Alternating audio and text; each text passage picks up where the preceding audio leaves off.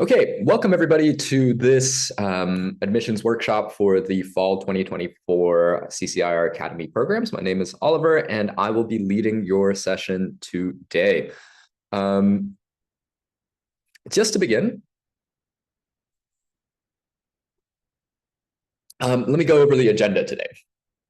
So we'll begin by talking a little bit about us in general at CCIR, and then we'll dive into some of the things that make us distinctive at this program. Once we've done that, we will continue on to discuss the Future Scholar program as well as the one-on-one in a bit more detail, let you guys know how the admissions process works and how these two programs differ. From there, we'll talk a little bit about the interview process as well as essay writing. And at the very end, we will close out with questions and answers. In the meantime, if you have any questions, feel free to pop them into the chat, but we will be addressing most of the questions towards the very end of the session.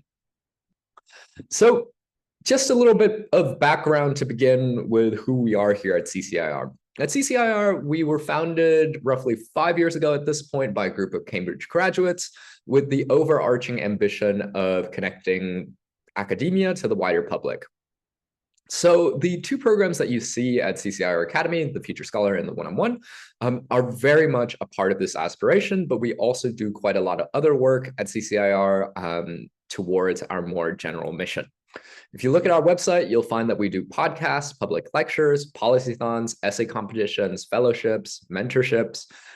We really do quite a wide array of activities that are bridging academic inquiry with sort of the wider public discourse. Some of these things you might be interesting for you is in particular, the essay competition, as well as the public lecture initiative. Here, we were able to bring our faculty to schools around the world. And with the essay competition, you're able to participate in a world-class essay competition designed by our very own world-class faculty. But for the most part, you guys are here today to learn a little bit more about the CCIR Academy. And here, what we've tried to do is design an online-based program where students around the world are able to work with world-class faculty to pursue their academic and intellectual passions through a CCIR research program. Some of the things that make us distinctive here at CCIR is that we are a highly selective and rigorous online research program that's being designed and taught by some of the best faculty around the world. In all cases, we're working with current teaching faculty at leading world universities such as Oxford, Cambridge, and so on.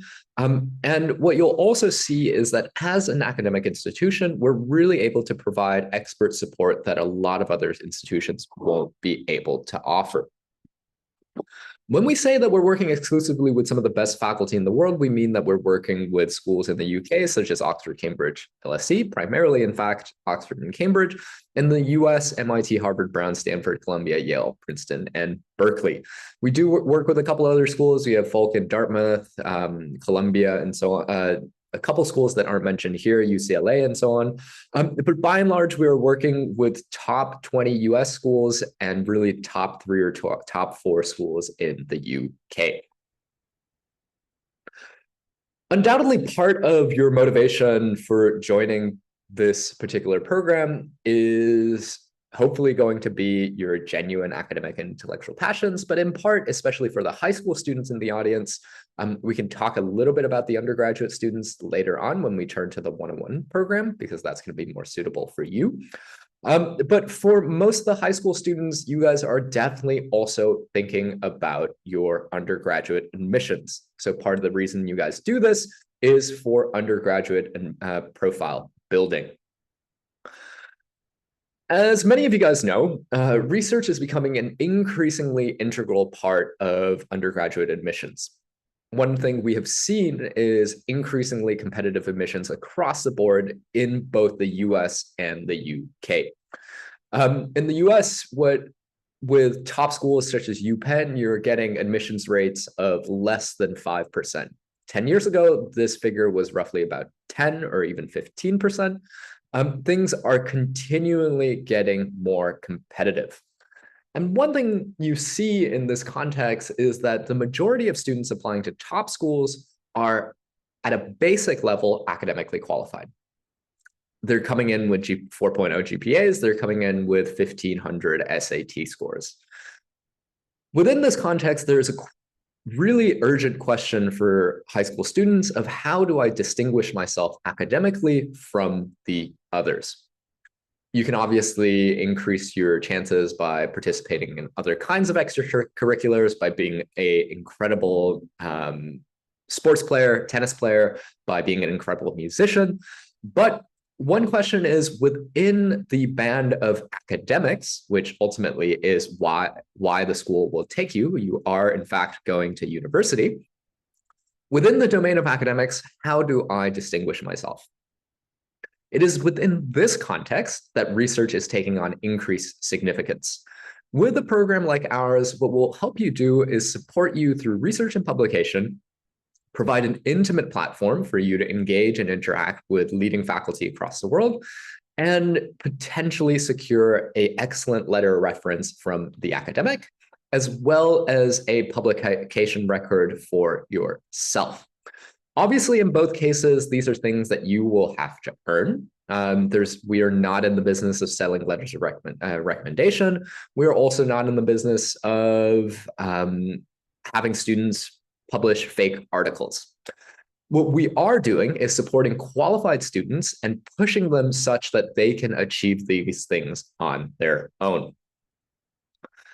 Nevertheless, we provide vast amounts of support for our students.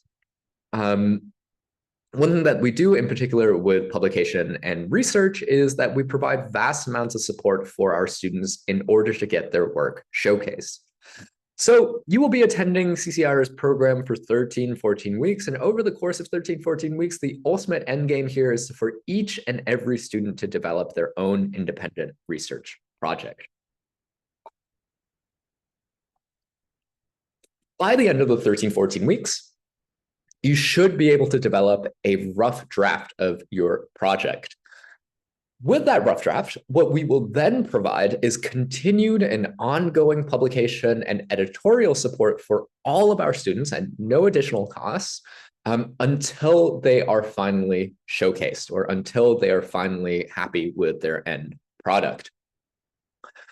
Our publication support staff will look at your project, tell you what you need to continue to be working on, give you feedback and editorial support. They will leverage our proprietary publication database of over 300 publications that we've worked with over the years, and direct you to legitimate and feasible venues for each and every student. Not all students are going to be able to publish at the graduate level. Not all students are going to be able to publish in a professional level journal. For most of our high school students, what we're trying to do is push them to undergraduate level venues, journals, workshops, conferences, and so on. Some students will be more appropriate for the high school level. We will then direct them to science fairs, high school level journals, competitions, and so on. The important thing here is that we are showcasing our students through legitimate and feasible means. We'll tell you where to publish and how to publish, given your capabilities and given your needs. What we see here is that our students end up being extremely successful, not only in their publication records, but as we will see in just a second, in their admissions records as well. All of this points to this increasing trend, as we mentioned earlier, of high school students doing more and more research. According to UPenn, 30% of its 2026 class of freshmen engage in some form of high school research. When we look at our own students, we see the same sorts of statistics popping up. If you're interested to learn more about these statistics, as detailed breakdowns of how we gathered the data and so on, I encourage you guys to go to the website. There's a blog post about this. But what we found is that 30.8% of our US-based alumni currently are at Ivy League, Stanford, and MIT. 30.7% of our UK-based alumni are currently at Oxbridge. These are pretty startling statistics. Obviously, we can't take credit for all of our student success, but we do believe that oftentimes research ends up being that tiny difference that makes all the difference in this highly, highly competitive admissions landscape. We, in fact, also do quite a lot of work for our students internally to help showcase them. one thing that we do is we operate every year the CCIR Student Research Symposium. Our Student Research Symposium is a peer-reviewed student symposium that's only available for CCIR students. This includes a 2-day presentation period and a high table dinner reception with our faculty, as well as Nobel laureates. In 2024, we invited a total of 10 speakers to talk to our students. Students got to interact with them. It was a beautiful, extremely exciting opportunity. Here, you're able to not only meet like-minded student researchers, but also interact with truly, truly world-class researchers and Nobel laureates. Beginning in 2024, CCIR is now also Science Olympiad's exclusive student research partner. Maybe some of you guys sitting here today are in fact coming to us from Science Olympiad. As you know, CCIR will be sponsoring upwards of 10 Science Olympiad teams and offering monetary support for young scientists and researchers through our partnership.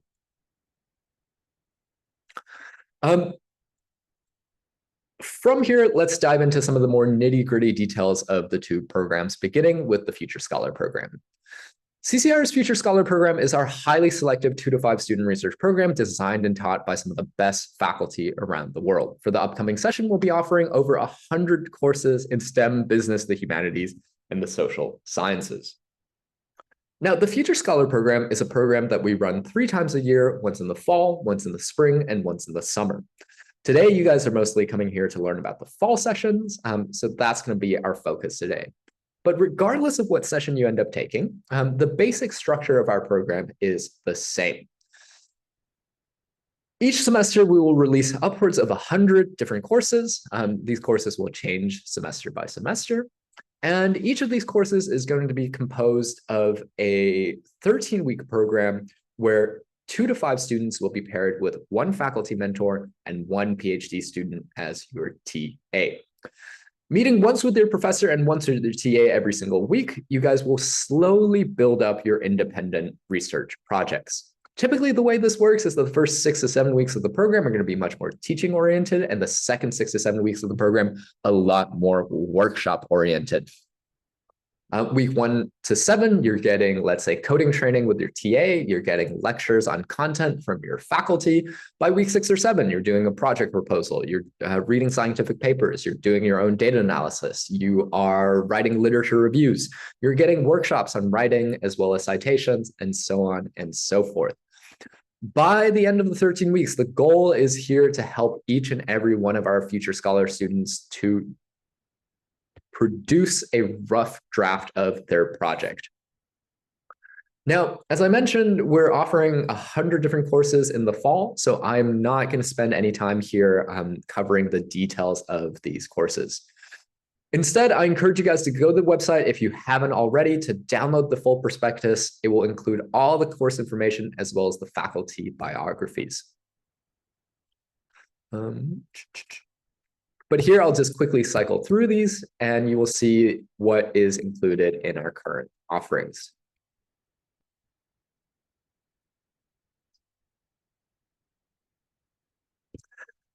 Okay, a little bit about admissions. We'll go into some more detail later as well.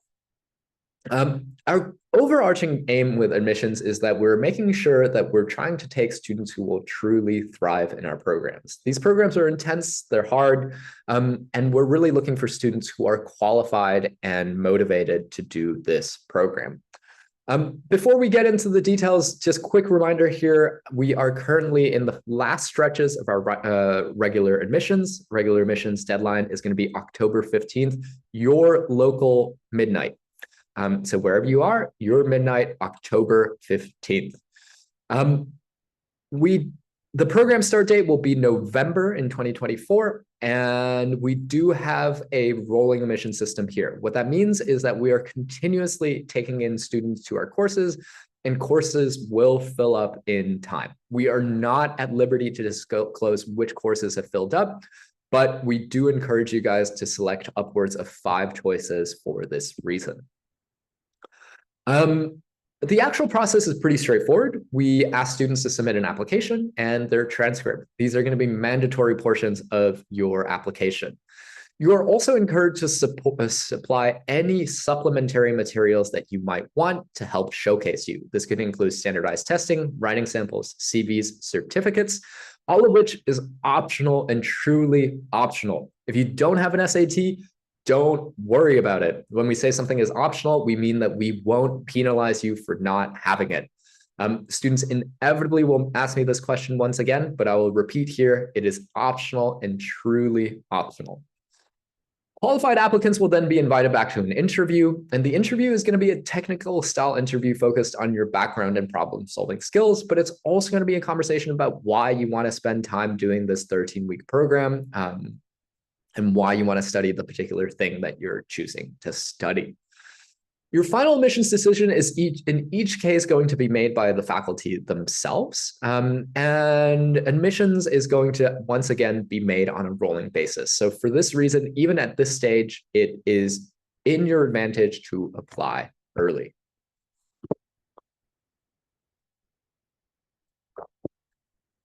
With that, let's speak a little bit about the other program, the one-on-one research mentorship program. I should have mentioned earlier that the Future Scholar program is primarily designed for high school students in the final 3 years of their program. We do have some younger students joining the Future Scholar program as well. Academically strong freshmen are often really well qualified for the Future Scholar as well. But the one-on-one program is going to be available for not only all high school students, but also undergraduates and even graduates and working professionals. This is because here we have a program that's much more flexible and customizable than the Future Scholar program. This is our one student, one mentor, one project program that really allows students to study what they want in the way that they want. The basic idea with the one-on-one program is that we're designing a program that allows for customizable content and customizable structure. Here, students have the opportunity to pursue research under direct mentorship of a current teaching faculty at an Oxford or a top US university. Each mentorship here is going to be tailored to the specific needs and interests of each individual student.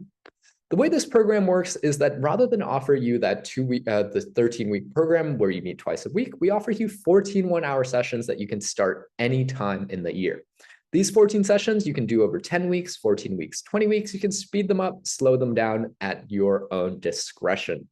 Furthermore, in addition to the 100 faculty that work with us in the Future Scholar program, we work with about 300 other faculty through the one-on-one. This really allows us to have our students study pretty much any topic under the sun, whether this be topological physics or even 13th century Spanish monastic history. Luckily, our faculty is interested in these things too. This is what we mean when we say that the one-on-one program really allows students to study what they want in the way that they want. The admissions process for the one-on-one is very similar with a few differences from the Future Scholar. The major difference is that before you apply, you are required to schedule an intake meeting, and after your interview, you will be scheduled for another introductory meeting. The intake meeting is going to be an initial informational meeting where an academic advisor is going to talk you through whether the one-on-one program is the best fit for you and whether and how best to angle your application for your particular interests and projects. Because your application is going to be what we use, as I like to put it, to fish for your mentor, we want you to be prepared and be presenting yourself in the right ways at the right level of generality and specificity to your respective mentors. Then you're going to submit your application, including your transcript and supplementary materials. Once again, supplementary materials are optional and truly optional. Qualified applicants will then be invited back for an interview. This program is available all year. The interview is again going to be technical and focused on your background, problem-solving skills, and your aspirations. And with that, what we will then do is create a profile for each and every qualified candidate and circulate it with relevant faculty members. If you're interested in material science, we'll be circulating you with all our material scientists. Once we get a match for you, we will then send the professor's profile to you and set you guys up for a 15 to 20-minute introductory meeting. During this meeting, the goal is to make sure that you two are aligned in terms of your background, your interest, and your aspirations. Your mentor will have final admission say about whether or not you're admitted to the program. They have to say, yes, I want to work with this student. However, at the same time, you also get say over whether or not you like your mentor. If you don't like your mentor, we will unfortunately have to rescind your offer with your initial mentor and reboot the matching process. But we do not require you to commit to the program until after you are satisfied with the mentor that you are meeting. I should mention that that's actually something pretty distinctive about the CCIR program. Most other research programs do not, in fact, allow students to meet their mentor before finally committing to the program. You have to pay and commit, and then you actually get to meet your mentor. Our admissions is pretty rigorous. What we see in 2023 spring was that both programs had about a 20% admissions. For the summer, we saw similar rates, slightly lower, in fact, for both programs. In STEM areas, some courses ended up having admissions rates of about 10%. What we're projecting for fall is slightly higher admissions rates of around 30%. This is because we've increased our course load and our capacity, so we now can take on slightly more students. Nevertheless, our average incoming SAT is going to be 1510, and our average incoming GPA is 3.9. Now, I've been speaking a lot about SATs and GPAs, but we get students from all over the world. Here, we are converting these statistics into the American system for ease of reference. Okay, at this stage, let's turn to give some some advice for your applications. The first thing to say here is that the CCIR application essay is not your US college application essay. The US college application essay tends to be focused on your personal growth and your experience. Here, you're highlighting personal experiences, challenges, and character growth. You're trying to emphasize your, let's say, the fit with your character and the school's culture and community alongside your personal attributes. The goal here is not per se to talk about your academic strengths and your potential as a scholar and an intellectual. For the purposes of CCIR, the latter is our interest. We are primarily interested in your academic goals, your research interests, and how they align with the program. In your statement of interest, focus on your academic background, your interests, your aspirations in specific fields or projects. You only need to be as specific as you in fact are. Do not claim to be more interested in a more niche subject just so that you stand out. Tell us what you're interested in. And in fact, being honest and frank about your interests, being sincere and authentic is going to be the key here. Especially with regard to the one-on-one program, students will always ask me, how specific do my research interests have to be? Again, my answer here is as specific as they in fact are. If you know you're dead set on researching jet engine propulsion, tell us that. If you're more generically interested in mechanical engineering or aerospace engineering or anything in topological physics, tell us that. Giving us the right band of interest will help us identify your mentors through the one-on-one program. And with the Future Scholar program, they will also help us direct us to the right course for you. A few words here about the academic interview. The academic interview is primarily a tool for us to make sure that you are true to what you told us in your application and your CV. Students oftentimes will tell us that they know, for instance, every single coding language on the face of the planet. If you tell us that in your application, we will be asking you about those coding languages. If you tell us about being an expert in black hole physics, we will be asking you about that as well. The goal here is not per se to challenge you and trick you, to push you out of your comfort zone, but to make sure that you are who you say you are and that you are up to par to CCIR's program, because at the stage of the interview, you are already considered a potentially qualified student. But make sure that you thoroughly review the materials that you submitted, remind yourself of why you chose this research area and what you want to do at CCIR.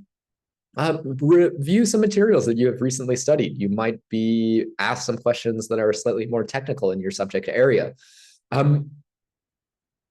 Be prepared to demonstrate some background knowledge related to your research interests, and do a practice with your family members. Articulate your thoughts. Read through the sample questions. We have a sample. We have a massive document that's included in your application package that includes tons of sample questions. Take a look at those questions, see what you are able to do with them. We will often be asking you three sorts of questions in these interviews, what we call simple questions, multi-solution questions, and open questions. Simple questions are going to be questions that are simply testing your background knowledge. Examples include, what is protein biosynthesis? Here, you simply have to know what you're talking about. Multiple solution questions are going to not have only one correct answer, but multiple approaches to reaching it. So for instance, here we might ask you, how many ways are there to cover a 2 by n rectangular grid with 2 by 1 tiles? Here, you're supposed to be answering the questions more creatively. It's much more a question about testing how you think rather than what you know. Finally, we also will be asking, in often cases, open questions. And especially in the humanities and social sciences, these are going to be much more common. These questions may not have a clear-cut answer. For instance, what is a monopoly? And are there situations in which monopolies are good? These require a lot of critical thinking and self-reflection from the applicants. By answering these questions, you have the opportunity to showcase your ability to analyze complex issues and articulate your thoughts in a clear and concise manner. With all that, let's quickly talk about tuition and scholarship. So for the Future Scholar program, we have a base tuition of $3,900, and roughly 40% of admitted students will receive some form of small scholarship between £100 to £300. We do offer need-aware financial aid here for Future Scholars that offers upwards of full aid. Do note that FA is based off of merit and availability, and it is extremely competitive. This is because we are primarily offering large packages to a small number of students, rather than offering a large number of small scholarships to a large number of students. If you're applying for the financial aid, follow the instructions on the prospectus carefully and submit the materials needed for applying through the portal. Merit-based scholarships are things you are automatically considered for. You do not need to apply for that separately. One-on-one program is similar to the Future Scholar insofar as we offer automatic merit-based scholarships that range within the £100 to £300 range. The base tuition here is $6,500 since you're working one-on-one with a world-class faculty member. Do note that financial aid options are not available for the one-on-one research mentorship.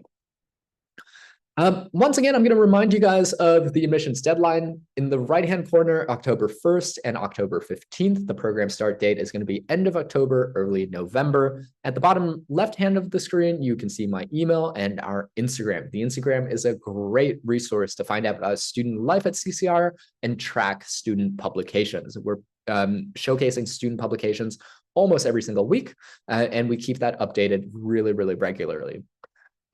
If you haven't done so already, go to the website and download the admissions package. You'll find detailed course descriptions, admissions guidelines, as well as instructions on interviews and so on. Once again, bottom left-hand side of the screen, please note down my email as well as our Instagram. And with that, I'm going to stop sharing screen and turn to the questions.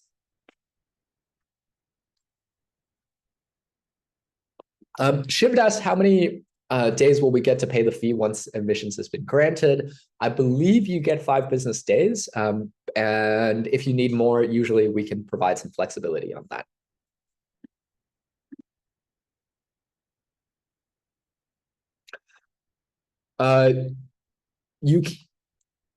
So Anonymous, if students are interested in raising questions and speaking live, you can raise your hand and I can unmute you. This is a webinar format, so students don't participants can't automatically speak.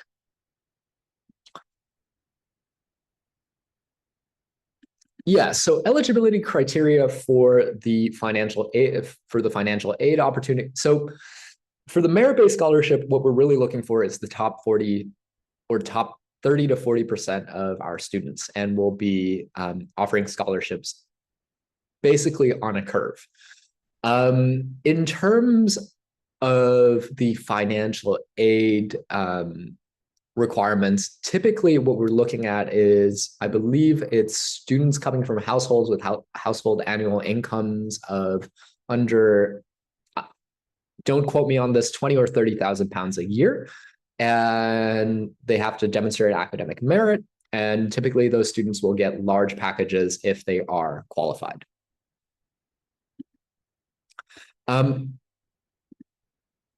Yeah, Shiv, we take over 1,000 students a year. Omar raised his hand. Let me just allow Omar here to talk.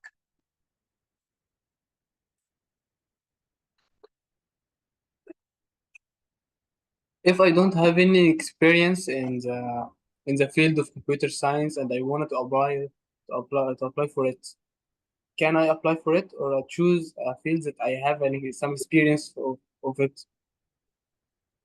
Sorry, can you repeat the first part of your question? I don't have any experience in computer science and I wanted to apply for it. Yeah, Does it typically, express a hurdle for me? yes, it will make it slightly more challenging for you. You will have to demonstrate other sorts of relevant experience. So for instance, if you're a strong math student, there might be a good shot for you still. But typically we will expect some exposure. You can look at the specific courses. Some courses will make it clear that it is for students that for any student can apply. Others will have specific requirements, but I encourage you still to apply and see how successful you can be.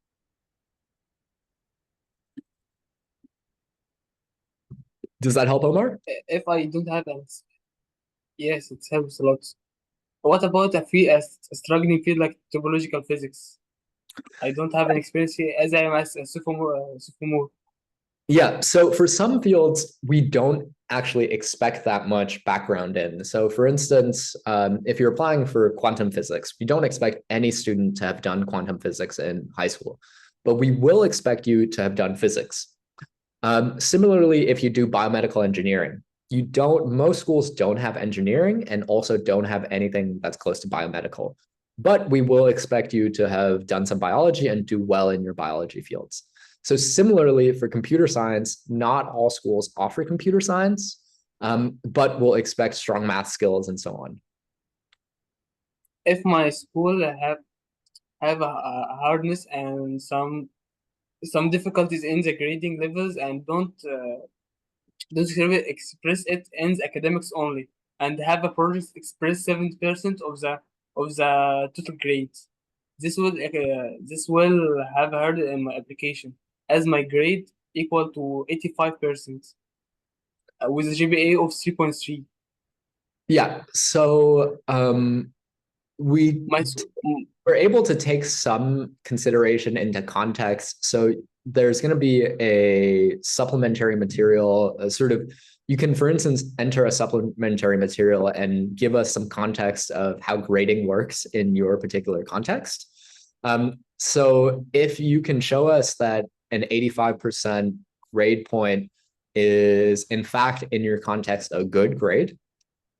So for instance, in England, at the university level, an 85 is a stellar grade. So if you can explain that context to us, and if you in fact are a strong student, that's okay. Your application is a rolling basis, isn't it? Sorry? Your application is rolling basis, isn't it? Yes. Yes. What about summer and spring course? Yeah, so spring is going to be in March and summer is going to be June, July. And its application? Applications typically will close 1 month before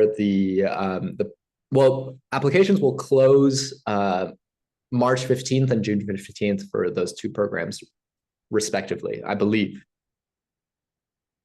And will open when they will open?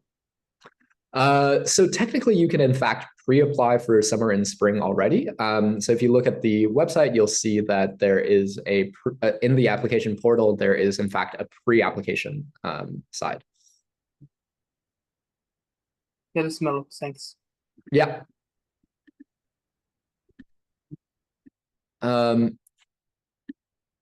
Yeah, Anonymous asks what experience you need in the selected field to apply for it. So I pretty much addressed that question just now. What we're looking for is that you've done things that you could do within your specific context. Shiv asked whether you can convert it to one-on-one before starting class.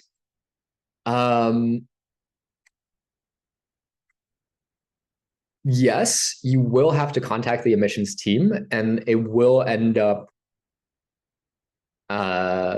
costing your spot in the Future Scholar program. Yeah, so the way to do that is to contact admissions.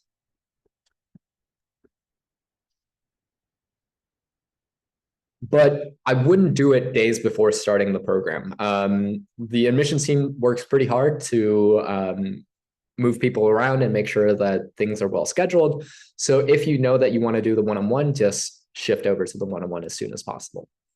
You will also have to do some additional work in doing that. Anonymous asked, I'm scheduled for an interview. I do not have a lot of research experience, but I'm very interested. So most of our incoming students have not done research before. So you are not unique in that respect. What you want to be doing is showing that you have academic background that's relevant and that you're eager to do research. So you're actually doing fine.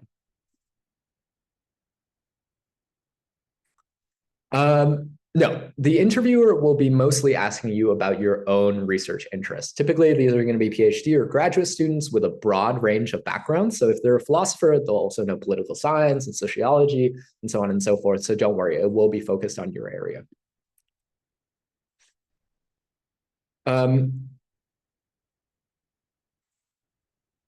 There is no cap on the length of your personal statement.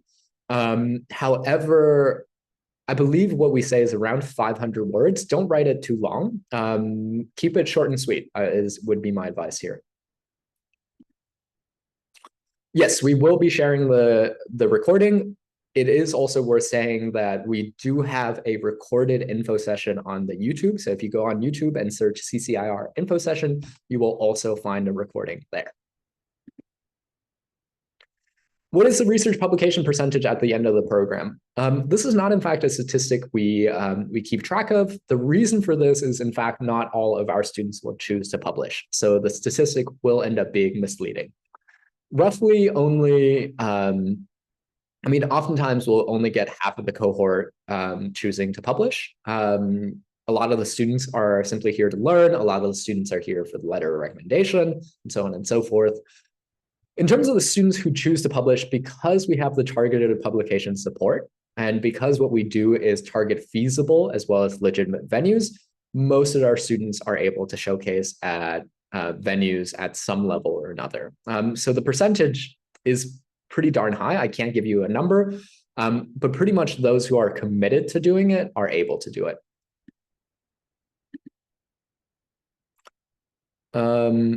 So the one-on-one process usually takes about a week for you to schedule your interview, a week for us to then match you with a mentor, and roughly sort of a week for you to meet your mentor. So from beginning to end, the whole process is going to take about 3 weeks of time. Shapna asks, students can choose where they would like to publish their research work. Yeah, so Shapna, students are able to give input on where their goals are, but what our team will do is gauge their capabilities. So students are, in the majority of cases, overambitious with what they're able to achieve. And we don't want you to waste your time, because with a professional level journal, you're competing with PhDs and postdocs and professional scientists. These are people who have been doing this for 15 years. And a high school student simply is not going to get into those like nature or science. We've actually had a student get interviewed by Nature, but that was for their student publication spotlight thing. It was slightly different. Nevertheless, you're able to sort of pitch your request and sort of what level you hope to get into. We'll give you a realistic assessment and give you guidance. But typically, our experts will be giving you a little bit more guidance on what's feasible for you. One thing to say here is that in terms of publication records, it's actually worth saying here that colleges, in our experience, there's a relatively neglectable difference between publishing, let's say, at a graduate level conference and an undergraduate level journal, and even, let's say, high school level science fairs and journals. Obviously, it's a little bit more impressive as a line on your CV. You can talk about it in your essay and so on and so forth. But what these university admissions officers are looking to see is not per se that you are publishing at stellar levels. They know that students are not publishing at professional levels. They know that you're a high school student.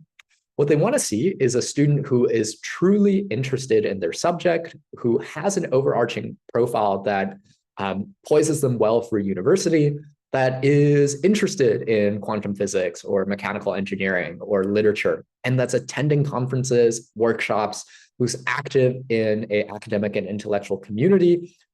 So from that perspective, and so from your admissions and profile building perspective, in our experience, it actually matters less where exactly you publish and where you exactly attend than how you are able to package that information and integrate it into an overarching story about what sort of student you are and what your capabilities are. So I hope that helps, Shapna, but the short answer is yes, but our experts will give you additional guidance as well. One-on-one is rolling.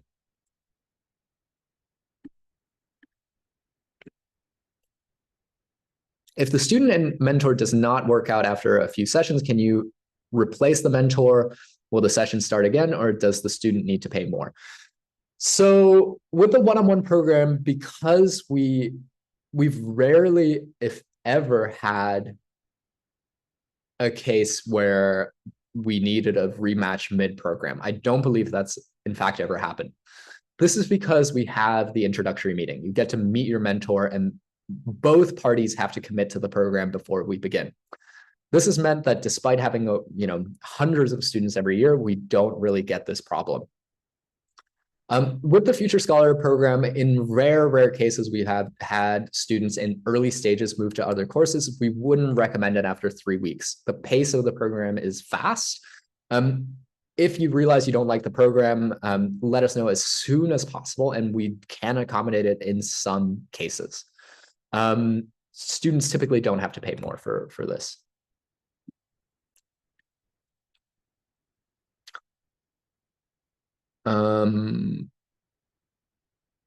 Yeah, so Anonymous asked, I'm currently taking AP Bio and applying for biology research, but it's the start of the year. Will this impact my application? What we're looking for is that you're taking the most challenging level of coursework and so on at your given level. So if you're like a 9th grader or whatever, 10th grader, and you're taking AP Bio, we'll see that that's roughly when people do that. And we'll see in your overarching profile that you've been good at biology, that you've been studying things and you've been doing things out of class, and it will in fact help your application.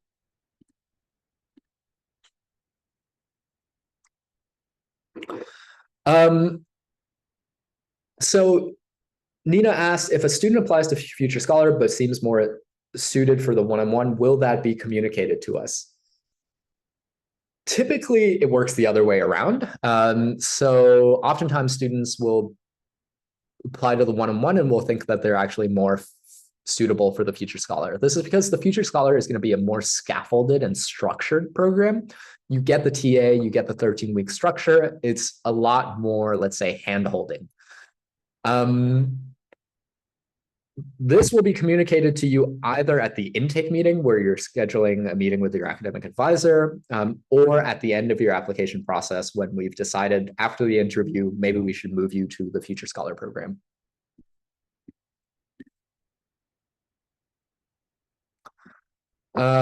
June asks if we can pair students locally, so they meet the person in person to conduct the research.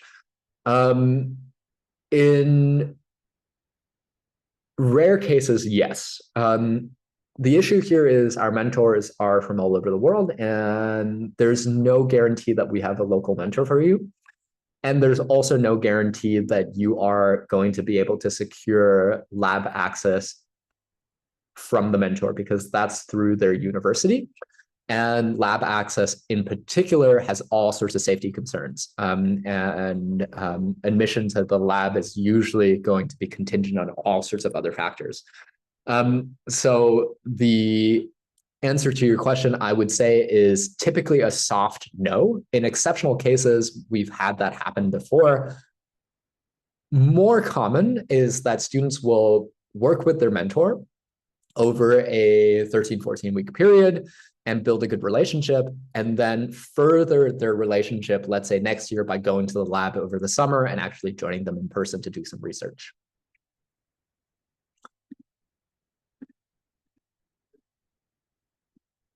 For the fall session, what's the approximate time of the interview? It's roughly a week after you submit your application. The one-on-one is rolling, so you can apply any time of the year. So there's no deadline. Shiv. Tanya asked how to convey genuine interest. This is a really hard question to answer, but let us know. Tell us what you've read, what you've done, why you want to do it. I can't really get more specific than that, Tanya. Yes. So for the writing supplementals, if you're going to submit something, make sure that it is relevant to your area of interest. If you're applying to biology, don't send us a bunch of poetry. If you're applying to English, don't send us a lab report. It doesn't have to be immediately relevant, but we don't really want to see a history essay for a biology program and so on. It won't hurt you, but it won't exactly help you. Yeah, so for one-on-one cases, students will oftentimes begin by proposing a project. In almost all cases, that project will end up changing as you work with your mentor. Your mentor is going to be the expert on what's relevant and feasible in terms of research for you. So they're going to really help calibrate it for you. Oftentimes, mentors will also help students who have less of a determinate direction in order to generate a project as well. Anonymous asks, how many hours a week does it take for the program? So you're doing 2 hours of the face-to-face sessions for the Future Scholar every week, typically 1 hour or more for the one-on-one. In addition to this, it will vary a little bit from student to how ambitious your project is, how much time you can give. What we say is minimally, you should be doing about at least 4 hours of work outside of class a week. If you want a good project, you'll be needing to do more than that. And this is one of the reasons why we also do the targeted publication support as well. Not all students have the capacity to be doing graduate level projects, even if they have the capability to do so. So they end up with a project that's more suitable for a high school level, and that's perfectly fine. That's still going to help your application, still going to help your profile.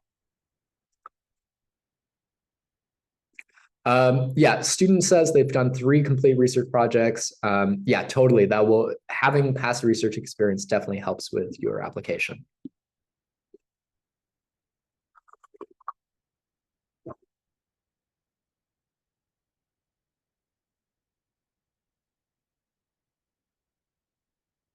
Anonymous, I'm not really understanding your question. So you're asking what unique perspective or skill set do I believe I can contribute to CCIR's research driven environment that no one else can?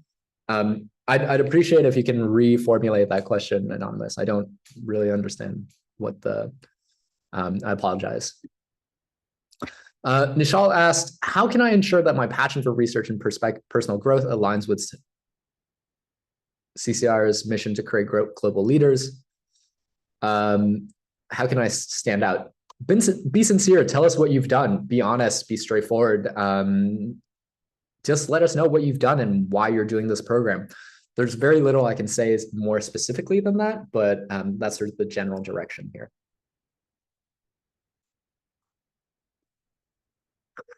Tana De Silva asked me, what's my favorite quote or poem? That's a funny question to ask. I don't have a favorite quote, but my favorite poet. Ooh, that's also a hard question. You should read Frank Bedart if you've never heard of Frank Bedart. I'll type that for you. He's a wonderful American poet.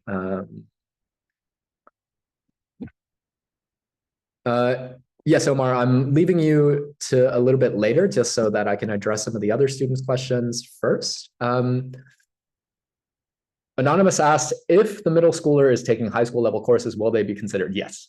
So in the past, we've had 12, 13-year-olds who applied to our applied mathematics course and was arguably the strongest student in that whole cohort. So we are fully open to accepting Wunderkinds into our program, but you do have to be somewhat exceptional at your level.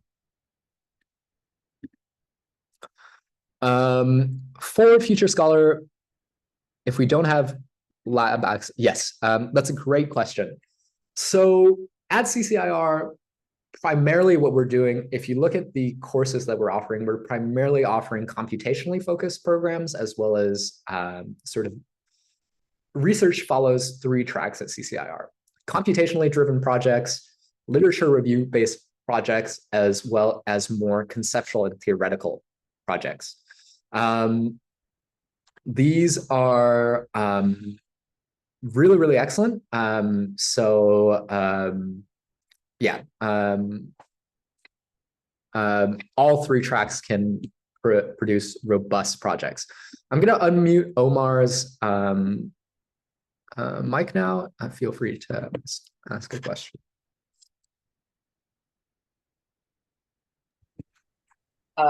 In my high school, I have done some worldwide problem-solving projects, like building dams to solve some problems, and using Arduino to filter some air. And these projects can help me. This was a research complete projects. Can that help me and give me a priority to apply for CCIR? Absolutely, absolutely. So these sorts of experience are useful. After I have finished my CCIR application, can I send these essays for someone to revise it to me? From the No, CCIR or alumni? no, we don't revise your application essays for you. You will have to write that for yourself. Okay. What type of recommendation can I get it from if I need a recommendation from a monitor for my research projects? Does I need it to be academic from academic teacher or from my research teacher in my school? Both can work. So letters of recommendation are optional. So you're welcome to submit whoever you think can showcase you best. Yeah. In the CCIR portal, what is more important, my research skills or my academic level? If my academic level have been decreased for the past year, and my school transcript for the past 10 years was good, but my past year was a little bit. I have the level have been decreased from my past years. I have got my full marks for my all 10 years, and my past year I have some problems and I get bad grade. Can I submit until the from eighth grade, eighth grade to 10th grade and my 11th grade? Yeah, so Omar, you're expected to submit your past 2 years of your transcript minimally. You can submit as much or as little other stuff as you want. I can't tell you specifically whether or not you're going to be admitted.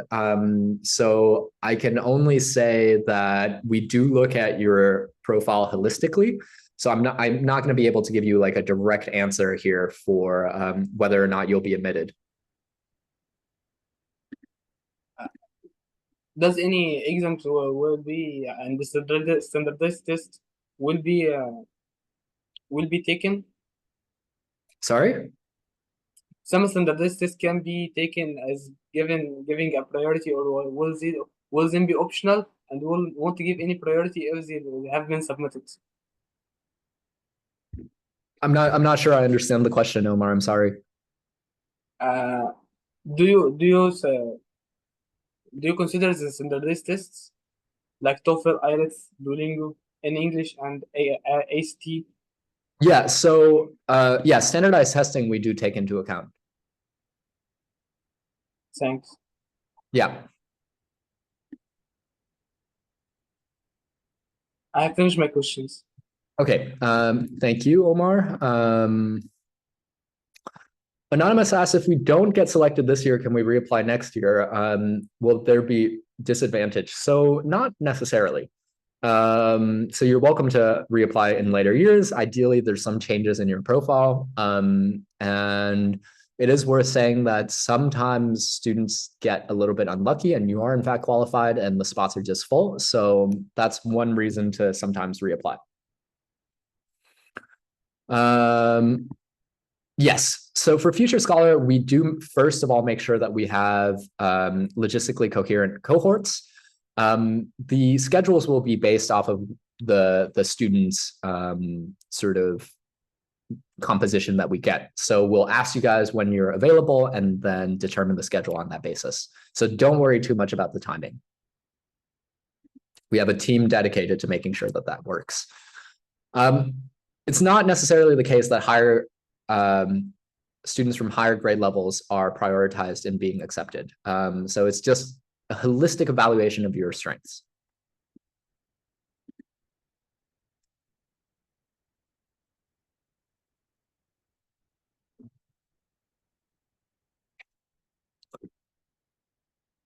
Yeah, so some students will have lab access themselves, and we have had cases where students are able to leverage their own lab access and do other things through the program with the online mentorship and combine these two aspects.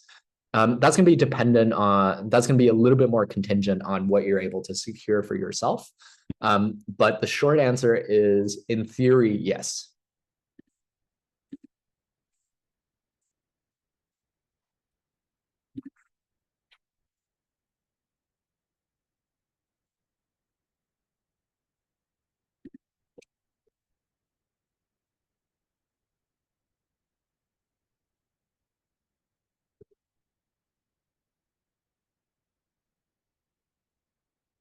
Okay, with that, it seems like the questions have finally slowed down. I want to say thank you, everyone, for taking your time to join us today. We will be recording this and sending it all back out. In the meantime, there's a recorded version of the standard info session. It doesn't include the admissions advice that I gave at the very end. But that's on YouTube. You're able to find it. And if you have any further questions, feel free to join us. Feel free to email us or contact us on Instagram. Thank you, everyone, for your time, and I wish you guys a great rest of your week. Bye now.